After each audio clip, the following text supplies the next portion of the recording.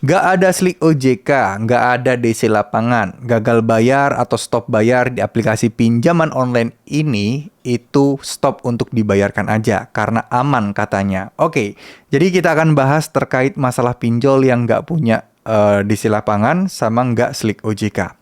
Terus terang aja, di tahun 2024 ini semakin banyak pinjol yang sudah slik OJK ya teman-teman. Yang mungkin di tahun 2022, 2023 banyak banget yang nggak slik OJK. Nyatanya sampai sekarang banyak yang slik OJK. Cuman bedanya hanya masalah persoalan waktu aja. Kalau pinjol-pinjol yang seperti kayak Aku Laku, pinjol-pinjol besar, slik OJK mah udah pasti. Itu cepet banget masuknya. Sedangkan yang nggak begitu terkenal, masih pinjol kecil, itu jarang. Intinya sih pinjol-pinjol yang udah bekerja sama dengan bank digital atau bank konvensional, itu biasanya mereka bisa untuk melaporkan ke slik OJK. Karena memang ya itulah perantara mereka sebenarnya. Tapi kalau kita bilang pinjol nggak slik OJK, nggak ada DC lapangan, stop bayar, galbekan aja, ya terus terang aja, ini udah kemungkinannya kecil sekali, ya. Kalau misalnya kalian galbay dan berharap pinjol kalian itu nggak slik OJK dan nggak ada DC lapangannya, tentu kalau pinjol kalian itu terkenal, ya akan kecil sekali kemungkinannya. Minimal udah slik OJK sih sekarang. Kalau DC lapangan, wah masih banyak yang belum ada DC lapangan. Tapi kalau nggak slik OJK juga, itu kecil. Kecil sekali kemungkinan. Karena ada orang yang sampai 7 bulan, 8 bulan gitu ya, katanya kayak misal di UATAS gitu. Oh ini nggak ada DC lapangan, ini nggak slik OJK. Ya benar, dia nggak ada DC lapangan, tapi dia masih ada slik OJK, teman-teman. Cuman, apa sih menakutkannya slik OJK?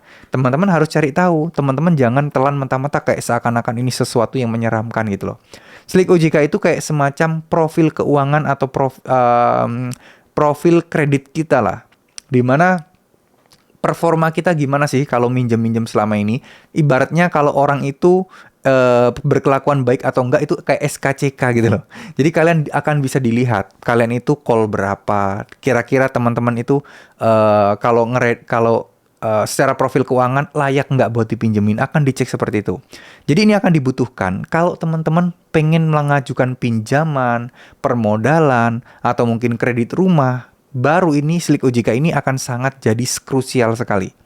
Tapi kalau teman-teman nggak ada kepikiran mau minjam lagi dan fokus untuk menyelesaikan utang, ya nggak ada yang perlu kalian khawatirin. Mau slik OJK jelek kayak gimana, di blacklist BI checking dan lain sebagainya, nggak akan ada efeknya. Ya, jadi kalau kalian memang tidak ada uangnya sekarang, kalian mau galbekan dulu, insya Allah aman.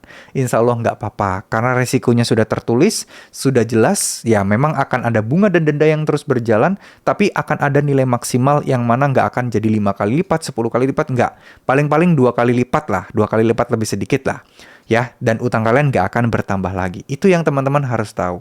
Jadi, apakah kita harus berburu pinjol yang nggak slik OJK dan nggak ada DC lapangan? Menurut saya sih nggak bijak kalau kayak gitu untuk digalbekan untuk membayar pinjaman yang ada slik OJK dan ininya apa? DC lapangannya. Karena bisa jadi loh, pinjol-pinjol yang kalian pinjam sekarang, yang memang belum ada slik OJK dan DC lapangan, itu kemudian bulan depan ada, kan kita nggak pernah tahu, nggak pernah bisa kita pastikan. Jadi sebenarnya sama aja, kalian hanya menambah masalah baru aja ketika teman-teman mulai gali lubang dan tutup lubang tersebut. Oke, semoga apa yang saya sampaikan bisa teman-teman pahami ya. Jadi nggak lupakanlah nyari-nyari pinjol ilegal, pinjol legal yang nggak ada DC, nggak ada slik OJK, fokus aja untuk melanjutkan hidup, nggak usah pusingin masalah pinjol, nggak ada uang, galbekan dulu, bayarnya bisa nanti-nanti, ya. Yang penting hidup teman-teman finansialnya membaik dulu, itu yang harus teman-teman fokuskan. Masalah sanksi, masalah dibilang nggak bertanggung jawab, urusan belakang. Kita bertanggung jawab kok, karena kan denda terus berjalan, itu kan sanksi pertama yang kita terima, dan itu pun terus berjalan. Ya, jadi nggak perlu panik, nggak perlu stres yang gimana-gimana. Lakukan aja aktivitas seperti biasanya. Fokus untuk memperbaiki finansial, itu yang paling penting. Oke, terima kasih. Mohon maaf jika ada salah-salah kata. Assalamualaikum warahmatullahi wabarakatuh.